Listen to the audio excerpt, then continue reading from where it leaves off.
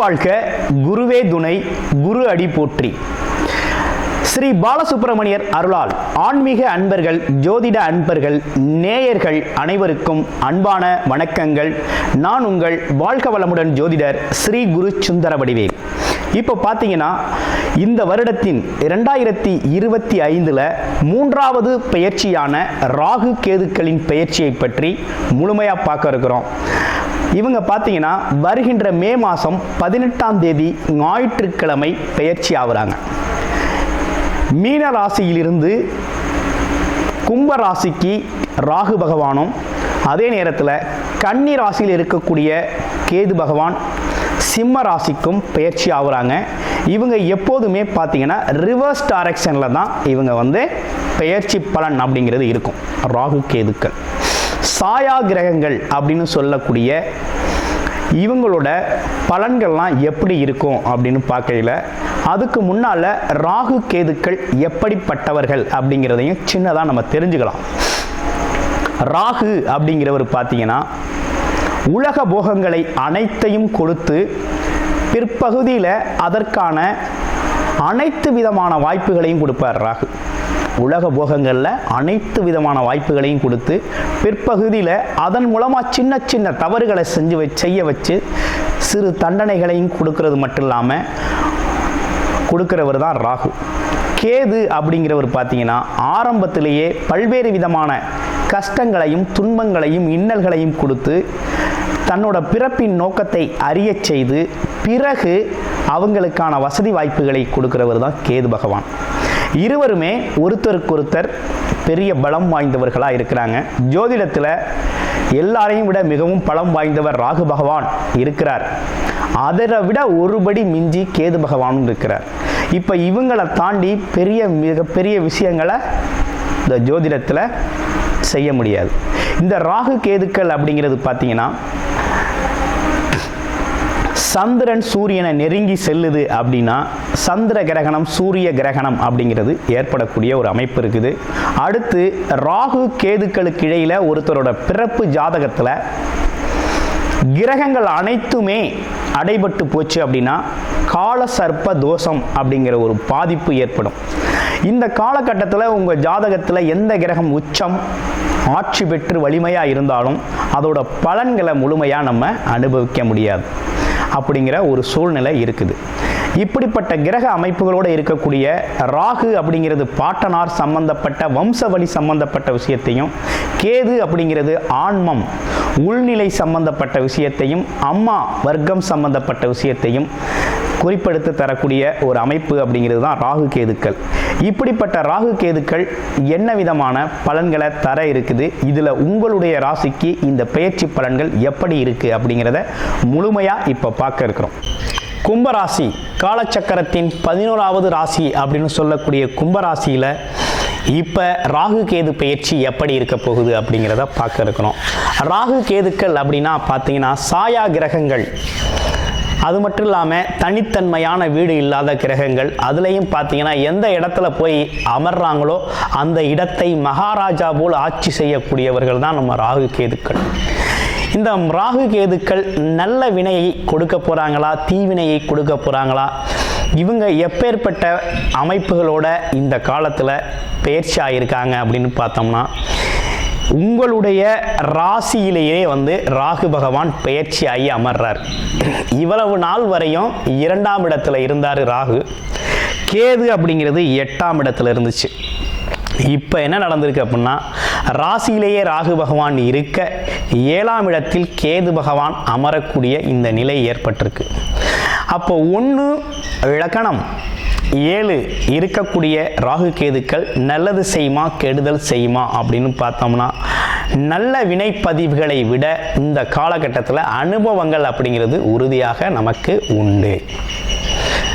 அப்போ என்னன்னு கேட்டிங்கன்னா, ராசியிலேயே அமரக்கூடிய ராகு பகவான் நம்மளை பேராசை பிரம்மாண்டம் அப்படிங்கிற அளவுக்கு தூண்டுவார், நம்மளை உலகறிய செய்வார்.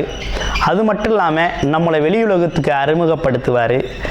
ஆமாம், நம்ம ஆசைகளை அதிகப்படுத்துவார், எண்ண ஓட்டத்தை விரைவுபடுத்துவார், பல்வேறு விதமான தூண்டல்களை கொடுக்கக்கூடியவர் ராகு.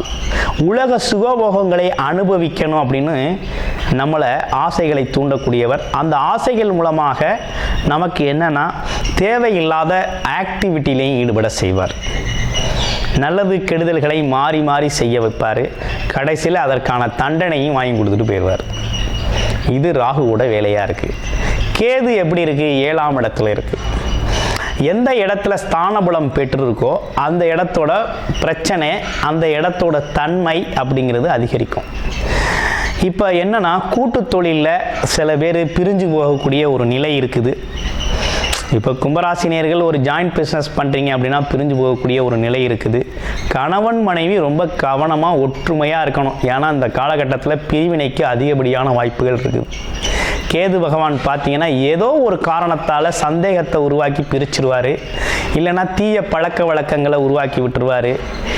இல்லை அப்படின்னா ஆன்மீக பயணத்தில் ரொம்ப அதீத ஈடுபாடு விட்டு குடும்பத்தை விட்டு பிரித்து கொண்டு போயிடுவார். ஆமாம், இந்த உலகபோக வாழ்க்கையே வேண்டான்னு விரக்தி மனப்பான்மையோடு இறை வழிபாடு, கடவுளை அறிய போகிறேன் ஆமாம் அப்படின்னு சொல்லி டோட்டலாக இதை விட்டு வெளியேறக்கூடிய ஒரு வாய்ப்பு அப்படிங்கிறது உருவாக்க போகிறார். அப்போ இந்த விஷயத்துலலாம் கூடுதல் கவனம் அப்படிங்கிறது நீங்கள் எடுத்துக்கணும். அப்போ ராகு கேதுக்கால் நன்மை விளையுதா அப்படின்னா கும்பராசி நேயர்கள் கண்டிப்பாக உறுதியாக இந்த காலகட்டத்தில் பரிகாரம் அப்படிங்கிறத கண்டிப்பாக செஞ்சுக்கணும். என்ன பரிகாரம் செஞ்சுக்கணும் அப்படின்னு பார்த்தோம்னா திருநள்ளாறு அப்படி கண்டிப்பாக போகணும். அடுத்து கீழ்பெரும்பள்ளம் போகணும். அடுத்து கஞ்சனூர் போகணும். இப்படிப்பட்ட இடங்களில் போயிட்டு நீங்கள் வழிபாடுகள் செஞ்சுட்டு வரணும். பரிகார வழிபாடுகளை செஞ்சுட்டு வரணும். அடுத்து பார்த்தோம் அப்படின்னா தொடர்ச்சியாக பார்த்தீங்கன்னா துர்க்கை அம்மன் வழிபாடு, விநாயகர் வழிபாடு அப்படிங்கிறத தொடர்ச்சியாக செஞ்சுக்கிட்டு வரணும். ஏன்னா ஞானக்காரகன் 7ஆம் இடத்துலையும் போகக்காரகன் அதிர்ஷ்டத்தை கொடுக்கக்கூடியவன் ராசியிலையும் அமர்ந்திருக்காங்க. 2 இடங்களுமே பார்த்தீங்கன்னா உங்களுக்கு கொஞ்சம் இந்த காலகட்டத்தில் பொருத்தம் இல்லாமல் இருந்தாலும் குரு பகவான் ராகுவை பார்க்குறார், உங்கள் ராசியை பார்க்குறார்.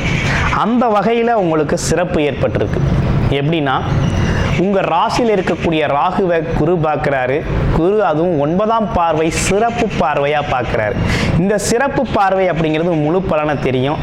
அப்போ ராகுவால் ஒரு வருட காலங்களுக்கு கெடுபலன் அப்படிங்கிறது பெருசாக அவங்கள பாதிச்சிடாது. ஆனால் 7ஆம் இடத்துல இருக்கக்கூடிய கேதுவால் இருக்கக்கூடிய சிக்கல்களுக்கு கொஞ்சம் பரிகாரம் செஞ்சுக்கங்க, கவனமாக கையாளுங்க, நியாயமாக தர்ம நியாயப்படி நடந்துக்கங்க, தர்மகாரிய பணிகளில் ஈடுபடுங்க. அதே போல் யோகா, மெடிடேஷன் போன்ற விஷயத்தில் ஈடுபடுத்துங்க. உண்மையை பேசுங்க, பொய் பேசுகிறத நிறுத்திக்கங்க. ஆமாம், இப்படிப்பட்ட விஷயங்கள்லாம் செஞ்சுக்கிட்டால் ரொம்ப நல்லது. திருமண தடை சம்மந்தப்பட்ட விஷயங்கள் சில பேருக்கு ஏற்படும். அதெல்லாம் கொஞ்சம் தடைகளுக்கான பரிகாரங்களை செஞ்சுக்கங்க. ராகு கேது பரிகாரங்கள், பாம்பு கிரக பரிகாரங்களை கொஞ்சம் பண்ணிக்கங்க. இதெல்லாம் உங்களுக்கு நல்லது அப்படிங்கிறது. கும்பராசியை பொறுத்த வகையில் இப்போ தான் சனி பகவான் ராசியை விட்டு அகன்று தடை தாமதத்திலிருந்து வெளியேற்றினார். அடுத்து ராகு அதை இறங்கி இரட்டிப்பான பல்வேறு விதமான வேகமான சூழ்நிலை, மந்தமான சூழ்நிலையை போக்கி வேகமான சூழ்நிலையை கொடுக்குறாரு. அப்போ வேகமான செயல்பாடு, விவேகமான செயல்பாடுகளை ஒரு பக்கம் கொடுக்குறாரு. 7ஆம் இடத்துல கொண்டு தடையை வச்சுட்டாரு. எங்கன்னா குடும்பத்தில் கணவன் மனைவி நண்பர்கள் சார்ந்த விஷயத்தில் கொஞ்சம் கவனம் எடுத்துக்கங்க. ஆமாம், போட்டி பந்தயங்கள் கண்டிப்பாக ஜெயிப்பீங்க, உறுதியாக ஜெயிப்பீங்க. உங்கள்கிட்ட போட்டி போட்டு யாரும் ஜெயிக்க முடியாது. எதிரியை வெல்லலாம். நோய் கடனை கொஞ்சம் தீர்ப்பீங்க, கடன் பிரச்சனை தீரும். நோய் சம்பந்தப்பட்ட விஷயத்துக்கு நல்ல தீர்வு கிடைக்கும். இப்படிப்பட்ட நல்ல விஷயங்கள் கும்பராசிக்கு அமைஞ்சிருக்குது. இவை அனைத்தும் கோச்சார ரீதியான பொது பலன்களாக இருக்குது. இதுவே நேரத்தில் பார்த்தீங்கன்னா சர்ப்பதோஷம்னு சொல்லக்கூடிய ராகு கேதுக்களுக்கு இடையில் அனைத்து கிரகங்களும் உங்களோட பிறப்பு ஜாதகத்தில் அமர்ந்துருச்சு அப்படின்னா அதுதான் சர்ப்பதோஷம். இந்த சர்ப்பதோஷம் என்ன பண்ணும்னா எந்த வேலையுமே செய்ய விடாது, எந்த கிரகமுமே செயல்பட முடியாது. அப்போ என்ன நடக்கும்னா மொத்தமும் முடங்கி போயிடும். ஆசைகள், கனவுகள் மட்டுமே மனசில் ஓடிக்கிட்டு இருக்குமே தவிர எல்லாமே நிலைப்பாட்டுக்கு வராது, அதை செய்ய முடியாது. அப்போ இதுகளுக்கெல்லாம் நீங்கள் முழுமையான பரிகாரம் அப்படிங்கிறத பார்த்து உங்கள் ஜாதகத்தை பார்த்து தெரிஞ்சுக்கணும். அதே போல் ராகு கேது அமர்வு உங்கள் ராசியில் எந்த இடத்துல எப்படி அமர்ந்திருக்காங்க, ஸ்தானபலம் எப்படி இருக்குது அப்படிங்கிறத பொறுத்து நல்ல வினை பதிவுகளை அனுபவிக்க வந்தீங்களா அல்ல கெட்ட வினை பதிவுகளை அனுபவிக்க வந்தீங்களா, அது பாட்டனார் வழி பாவ புண்ணியங்களா இல்லை பாட்டியார் வழி தாய் வழி பாவ புண்ணியங்களா அப்படிங்கிறதெல்லாம் நீங்கள் தெரிஞ்சுக்கலாம். அனைத்து பதிவுகளும் இந்த ராகு கேதுக்கள் தான் நம்ம முன்வினை பதிவுகளை அனுபவம் செய்யக்கூடியது, அதை அனுபவிக்க வைக்கிறது. ராகு ஒரு பக்கம் ஆசைகளை அனுபவிக்க வைப்பார், கேது ஒரு பக்கம் தன்னோட வாழ்க்கையின் உண்மை நிலையை அனுபவிக்க வைப்பார். ஆமாம், ஆத்மா உண்மை நிலை அப்படிங்கிறத உண்மையை உணரச் செய்வார். அப்போ இவங்க 2 பேருமே இந்த காலகட்டத்தில் சமசப்தமாக இருந்து செயல்படுறாங்க. அதனால் கூடுதல் கவனம், கூடுதலாக உங்கள் விஷயத்தை எடுத்துக்கணும். உங்களோட பிறப்பு ஜாதகத்தில் ராகு கேதுக்களை பற்றியும், பிறப்பு ஜாதகத்தில் இருக்கக்கூடிய ராகு கேதுக்களின் அமைப்பு, அது மட்டும் இல்லாமல் தசாபுத்தி அமைப்புகள் பற்றியும் நீங்கள் தெரிஞ்சுக்கணும், முழுமையான பலன் தெரிஞ்சுக்கணும் உங்கள் பிறப்பு ஜாதகத்தை பற்றி அப்படின்னாக்க டிஸ்பிளேயில் தர்ற நம்பருக்கு கால் பண்ணி உங்களுடைய முழுமையான ஜாதகத்தை அனுப்பி, ஆமாம், அதன் மூலமாக நீங்கள் ஃபோன் கால்லையோ அல்லது நேரடியாகவோ அல்லது வாட்ஸ்அப் மூலமாகவோ உங்களுடைய ஜாதகத்தை நீங்கள் பார்த்து தெரிந்து கொள்ள முடியும். இந்த வருடத்தில் 3 விதமான கிரக பயிற்சிகள் இருக்குது. சனி பயிற்சி ஒரு பக்கம், ராகு கேது பயிற்சி ஒரு பக்கம், அடுத்து குரு பயிற்சி ஒரு பக்கம். இந்த 3மே பார்த்தீங்கன்னா மிக முக்கியமான பயிற்சி. அதில் குரு பயிற்சி அப்படிங்கிறது சுபமான ஒரு நல்ல பயிற்சி, சுபகிரக பயிற்சி. சனி ராகு கேதுக்கள் அப்படிங்கிறது அசுப கிரகங்கள். ஆமாம், சனி அப்படிங்கிறது பார்த்தீங்க அப்படின்னா ஒரு மனிதனுக்கு பல்வேறு விதமான தொழில் வேலை உறவுகளில் கொடுக்க கஷ்டங்களை கொடுத்து உடல் ஆரோக்கியம், மன ஆரோக்கியம், தொழில் வேலை சம்பந்தப்பட்ட வருமானத்தில் உள்ள பிரச்சனை, அடுத்து ரிலேஷன்ஷிப் பிரச்சனைகளை, அதில் இருக்கக்கூடிய சங்கடங்கள்லாம் எப்படி இருக்குது என்ன அப்படிங்கிறத அறிய செய்வார். அடுத்து பார்த்தோம் அப்படின்னா ராகு கேது அப்படிங்கிறது முன்வினை பதிவுகள். பாட்டன் பூட்டன் காலத்துலலாம் என்ன நடந்துச்சு, இப்போ என்ன நடக்குது, நீங்கள் முன்பிறவியில் என்ன செஞ்சீங்க, இப்போ அதனோட தொடர்ச்சி எப்படி இருக்குது அப்படிங்கிறத பற்றியெல்லாம் விரிவாக கூறுறது ராகு.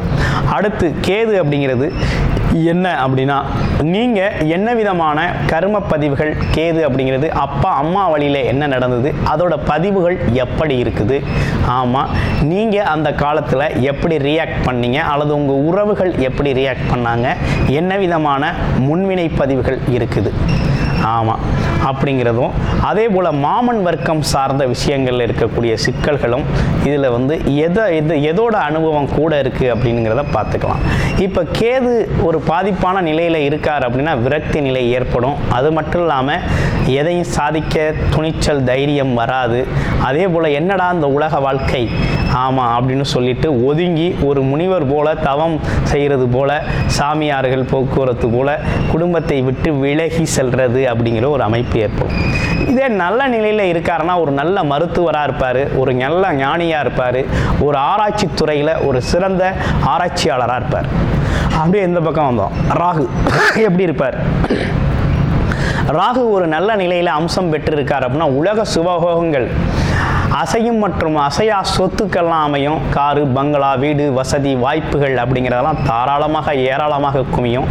அதே நேரத்தில் இன்னொரு விஷயமும் நடக்கும், பாவங்கள் அப்படிங்கிற ஒரு விஷயத்துலையும் தன்னை ஈடுபடுத்துவார். அதே நேரத்தில் கொஞ்சம் நல்ல நிலையில் இருந்தால் உங்களால் பெருமைகள் ஏற்படும், எல்லோருக்கும் நன்மைகள் கிடைக்கும். ஒருவேளை அவர் சூழ்நிலை அங்கே கர்ம பதிவுகளோட வேறு மாதிரி இருக்குது அப்படின்னா எதையாவது பாவச் செயல்களை செய்ய வச்சுட்டு சிறைச்சாலை வாசம், தண்டனை, போக்குவரத்து அல்லது வியாதிகள் சம்பந்த மர்ம நோய்கள் சம்மந்தப்பட்ட விஷயத்தில் நம்மளை சாட்சி போட்டுருவார். அப்போ 2 கிரகங்களும் பார்த்தீங்கன்னா முக்கிய பங்கு வகிக்கிறது சாயா கிரகங்கள். இவங்க நல்ல நிலையில் இருந்தால் மகாராஜாக்கள் போல் அள்ளி கொடுக்குறதும், கெட்ட நிலையில் இருந்தால் தன்னை தன்னோட கிரக அமைப்புகளில் பல்வேறு மாற்றங்களை உருவாக்குறதும் பார்த்தீங்கன்னா இவங்க தான். ஸோ உங்களுடைய பிறப்பு ஜாதகம் ரொம்ப முக்கியம். நீங்கள் இப்போ இருக்கக்கூடிய கோச்சார நிலைகளில் இருக்கக்கூடிய நிலைகளுக்கான பரிகாரங்கள் அனைத்தையும் செஞ்சுக்கங்க.